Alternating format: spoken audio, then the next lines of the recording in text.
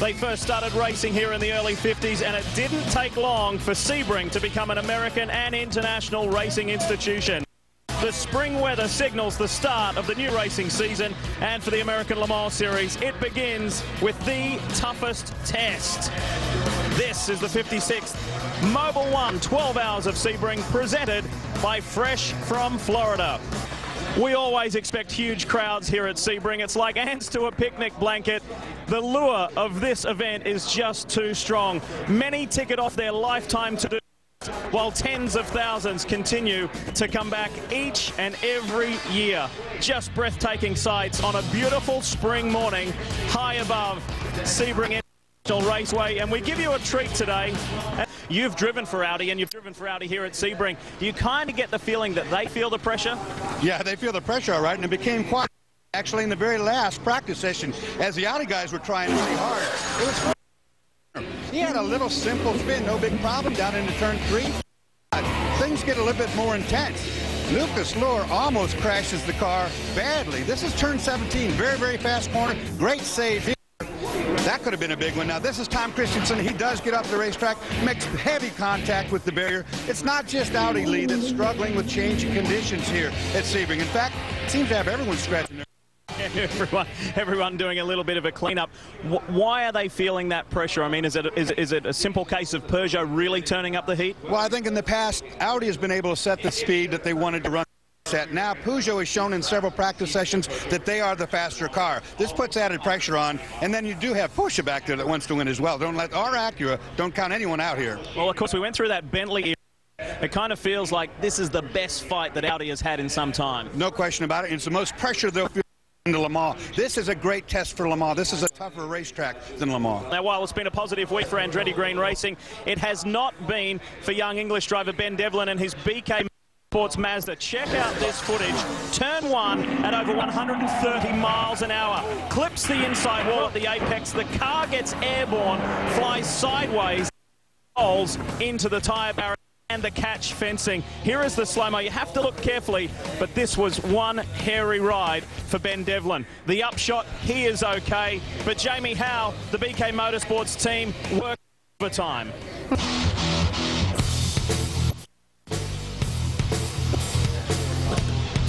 Just how big can the event get? Look at that.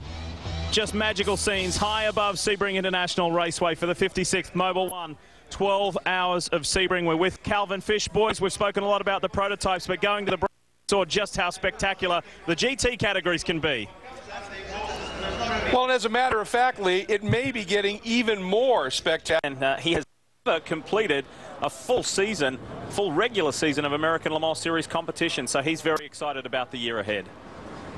He really is, but there's a great opportunity. We are coming to green. This is turn 17. The final one. Will Peugeot set the pace, or will they haunt Audi? Will Audi run away? Fascinating storylines here at the 56th Mobil 1 12 Hours of Sebring. Fight is on the front row, and Sebring is underway. Capello got the jump, but look at Manassian around the outside. He squeezes Capello down towards the wall. And Marco Andretti swoops right around the outside, too far. Andretti is off. Out in the marbles there, Dorsey. We had a lot of rain here yesterday. The track is green. That's that funnel effect. That's field there in the 37 machine. Boy, I can't believe he did a great job saving that, going off the outside of one in that grass. Big mistake at the beginning. Confidence high. He's been the driver in that corner all weekend. And I think he thought he could have made up a lot more ground than what he wanted. Ran a little wide, but everything's okay with the XM Satellite Acura. Poldy, Dorsey said that he hadn't put a foot wrong all weekend long, the youngster Marco Andretti, but see, lap 1, he was excited. There just wasn't the grip on the turn as he got forced wide. Well, there's huge frustration because of the cancel of qualifying. They thought that car could be on the pole. They thought Marco could be a pole position contester. Right, Timo Bernard, the first of two Penske Porsches. Let's take you back. Opening lap, first turn. Look to the right-hand side of your screen. Oh, stack up right here might have something to do with it. Look off at to that. the right. Marco Nowhere to side there, Dorsey. He was forced outside, otherwise he's going to the back of the yellow Spider right in front of him. So, and that was all caused because of a stack up way up in the front of them. Everybody had to scurry. Father watching on, a little concerned, but everything okay. Tony Kanaan in the background. Tony was in this ride last year. So it was Dindo Capello in second place who checked up. Meanwhile, look at the Peugeot. Look at the lead it has on the open. Stretching it out, the two Audis. Capello and Werner run one behind the other. But meanwhile, that they've shown in testing and in practice, will they be able to demonstrate in race trim? They weren't able to repeat that at Le Mans last year. They had the pole, Dorsey, but the Audis were strong race trim.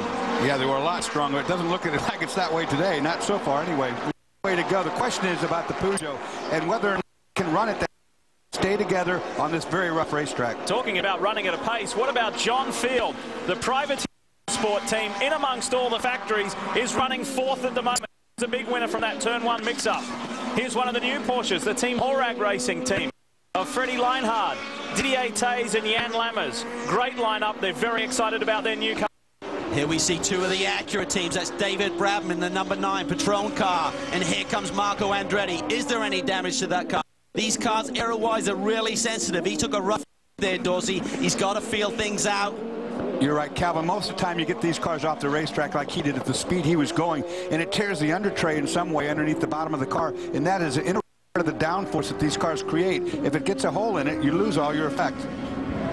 On the inside, Brabham looks at the Team Horag Porsche and gets there. Squeezes by the 27 of Jan Lammers.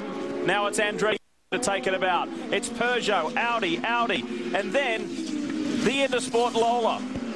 The AER of John Field, ahead of Luis Diaz in the Lowe's Fernandez Acura. That is the car in P2. Jan Magnussen leads GT1, and Jamie Mello in the Risi Ferrari leads GT2. We ride with Andretti.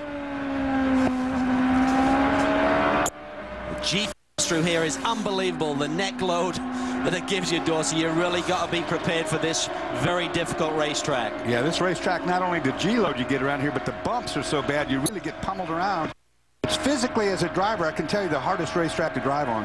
Marco Andretti on the veteran Jan Lammers and squeezes through. That's a position gone. He continues the climb back. A lot of talk in testing about Acura coming with their newly developed car having too much downforce, but you saw their Acura versus Porsche, and Andretti had a little bit more speed.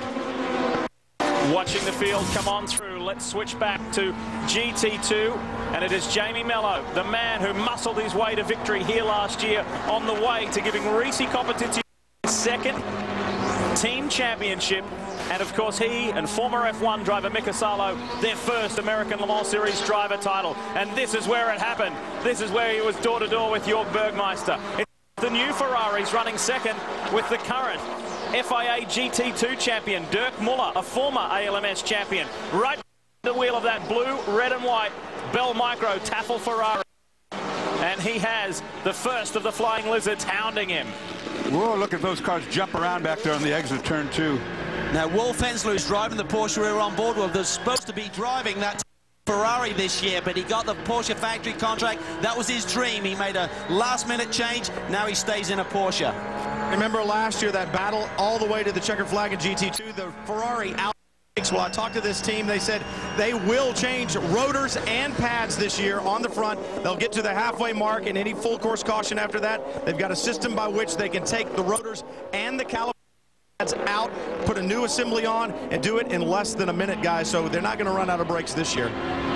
This is the fight for second in GT2. And riding on board, Calvin, these two cars, look how remarkably close they are. They accelerate at the same rate. They seem to corner and brake at the same rate.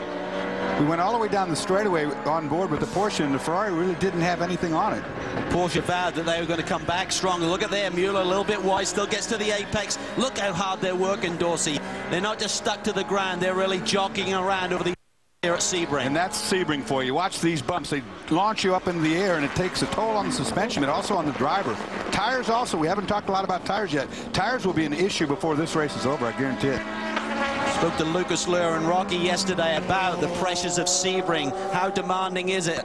Lucas said you do 2 hours here, you are spent. You could do 4 hours at Le Mans and feel fresh as a daisy. That's how tough this racetrack is. Well, while we enjoy this thrilling GT2 battle for second in class up front, Dindo Capello has taken a 10th out of Manassian, so it's down to 1.5 seconds, the lead margin. Good fighting amongst all 4 categories out on track. It is Nicholas Manassian who leads the way and on debut here at Sebring. What a way to start.